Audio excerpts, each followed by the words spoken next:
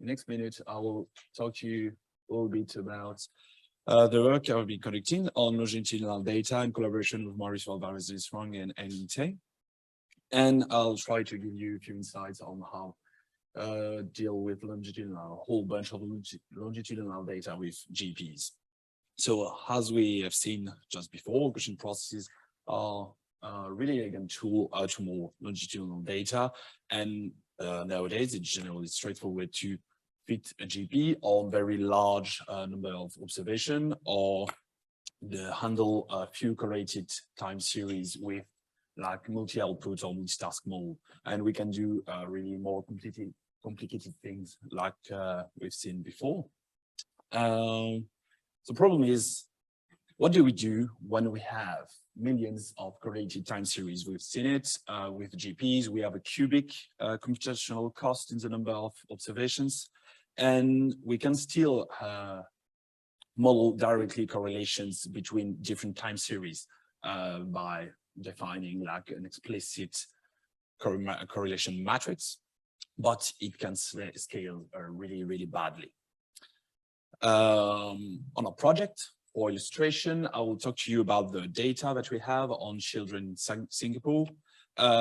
In this kind of data set, we observe 300 individuals, 300 children, and for each of them, we have like 700,000 time series, which correspond to gene-related information, namely, we have methylation value, which is basically for you, for us, a number between 0 and 1. And all of those, for all of those persons, we have an information that is observed for a handful of timestamps, like we observe between birth and during the childhood gene-related values. And how do we deal with those? How do we share information for all those different sources of correlation, because we have correlation in between individuals and genes. I have illustrated this with a few of those, like you have several individuals and several genes, and you can see that it's a lot of time series, and it's just a really, really tiny example of what we have for real. First, a little bit of context. I will talk to you about the core of the model that I came up with during my PhD. And it's based on the framework that we've called Magma, sort of acronym for multitask GPs with a common mean. And it's really interesting because what Virginia talked a little bit before about was kind of an idea that is similar, which is we can share information between different time series by defining a common mean process, which is unobserved. And if you look at the first equation, we say that yi, which is our curve, is defined as a common mean process that is shared by all individual plus a perturbation that is specific to one individual and a Gaussian noise. If all of those quantities are Gaussian processes, we have that if we know the latent mean process, we're still Gaussian. And this model is at the basis of the framework, which gives us, as I told you, sorry, one really nice feature is that this model naturally handles irregular grids or measurements, so we don't have problem with missing data or those kind of things. Of course, I will skip all the mathematical details, so you can just go to the paper for that, but we have a way to learn the hyperposterior distribution of the mu0, which is unobserved, and we can still learn all the hyperparameters as well, so with a NIM algorithm. And because I skipped all the details, the best way to visualize those are a little graph or GIF in this case. On the left-hand side, you can see a traditional GP. If we observe a few data points, like let's say 5, and we try to forecast time series in the future, you see that when you don't have data points, you quickly dive to the prior, which is here 0. So we are really limited in your prediction, your really short-term predictions.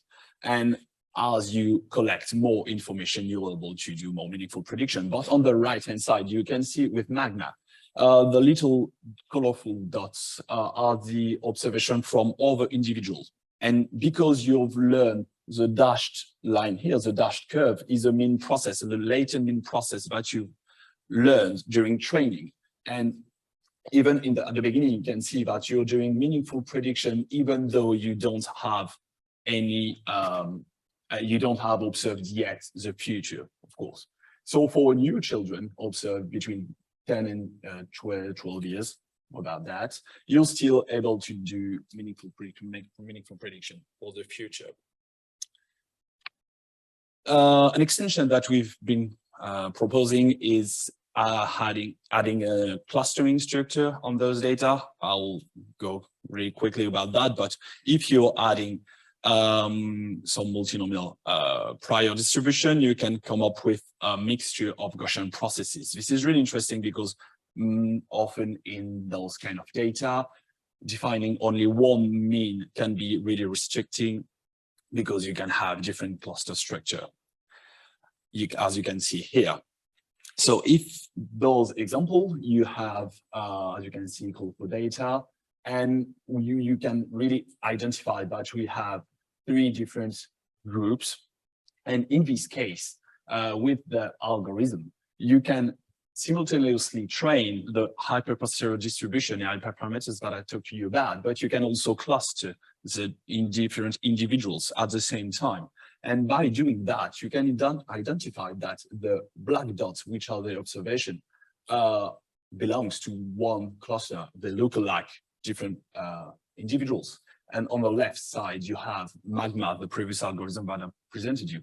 But with the version with the clustering, you're able to identify this cluster structure, and you're providing much more like accurate predictions and a clustering information at the same time.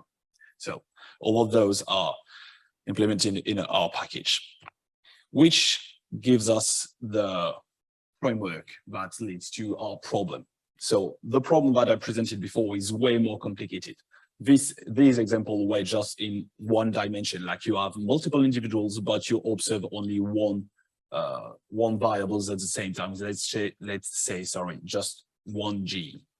But now we have multiple sources of correlation.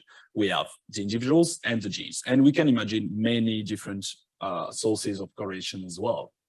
So simple way to model this would be to define, like for I, which it denotes still the individuals, but J now denotes the genes.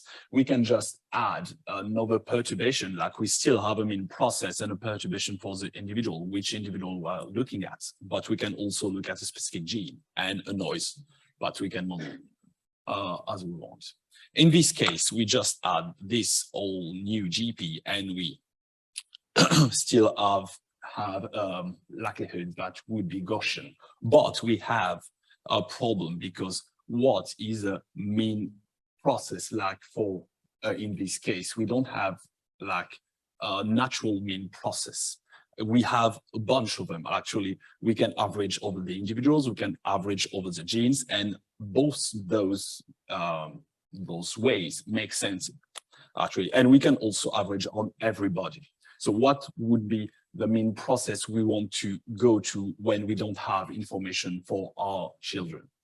The thing is, we can do it meaningfully by computing the posterior distribution on the subset of the data that we care about. Like if we want to a specific mean process for one individual, we can average over all the all the genes, sorry, for the individuals, and we can do it also if we fix the gene. We can average over the individuals, or we can do on overall.